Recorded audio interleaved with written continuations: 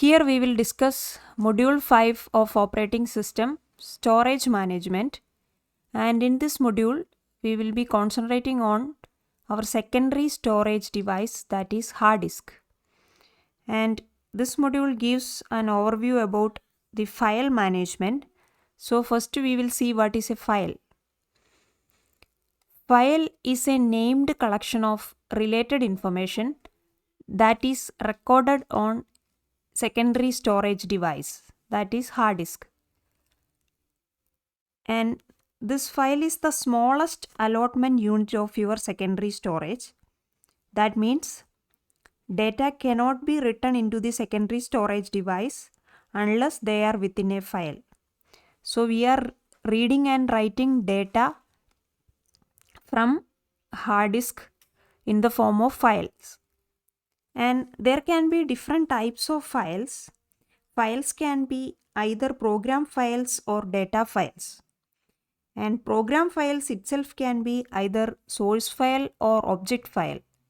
Source file, contains the statements of a programming language, and object file is the converted form of your source file.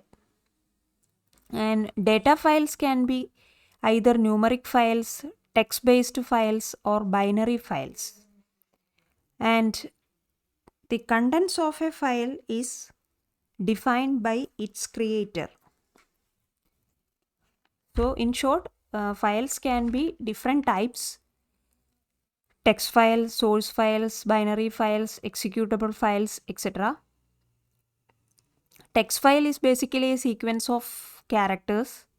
Source files contains the programming language statements, and executable file is a series of code that the loader can bring into the memory and execute.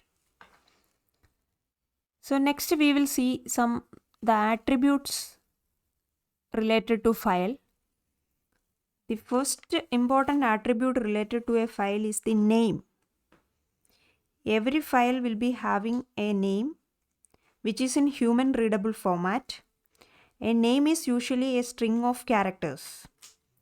So name is a symbolic name which will be in human readable form.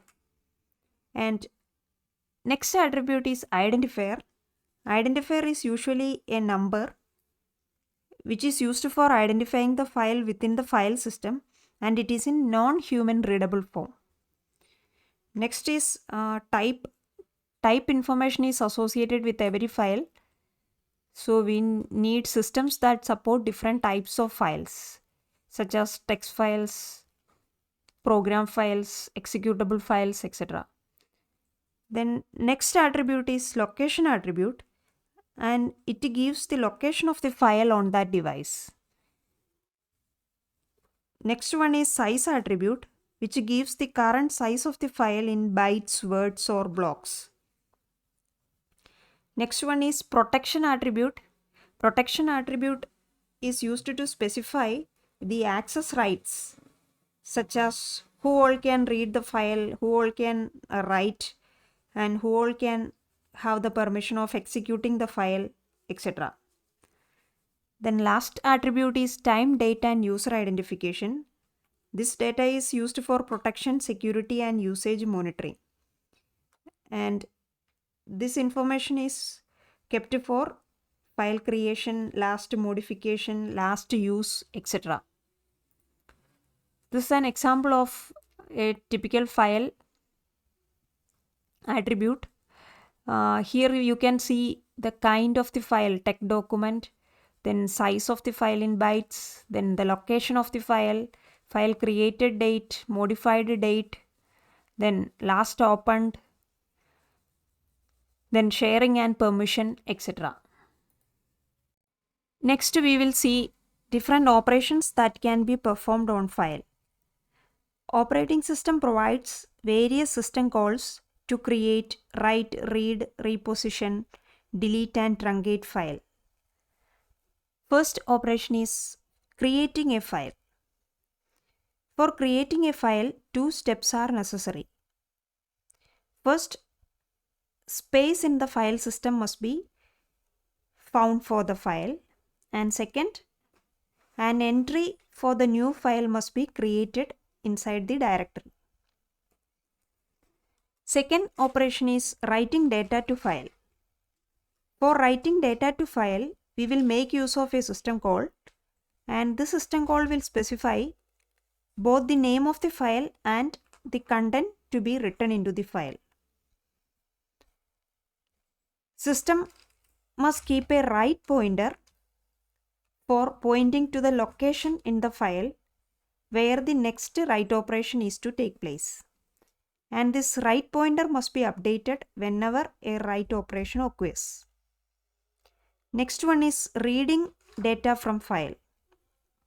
For reading data from file, we will make use of a system call, and this system call will specify the name of the file and the location from which the read operation should take place.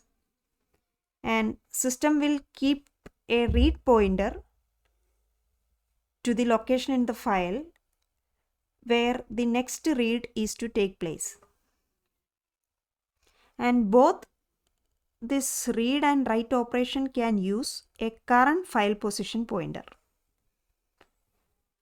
Next operation is repositioning within a file. For repositioning the location within a file, the directory must be searched for the appropriate entry, and the current file position pointer must be repositioned to a new value. This operation is also known as seek operation. Next one is deleting a file. While deleting a file, we will erase all the file space so that it can be reused by other files. And we will also erase the directory entry. Next one is truncating a file. While truncating a file, the user may want to erase the contents of the file but will keep its attributes. Next operation is opening a file, and last one is closing a file. These are all various operations that can be performed on a file. There are several pieces of information that are associated with an open file. First one is an open file table, and this open file table will keep track of all open files. Then file pointer. File pointer is used with read and write system calls, and it is used for keeping track of the last read or write location as a current file position pointer. And this pointer is unique to each process that are operating on the file. Next information is file open count. File open count tracks the number of opens and closes of a file and reaches 0 on the last close. When it reaches 0, the system can then remove the entry. Next information is disk location of the file. This information is needed to locate the file on the disk, since most of the file operations require system to modify the data within the file. Last one is access rights. Each process opens the file in an access mode, and this information is stored on the per process table so that the operating system can allow or deny subsequent input-output requests.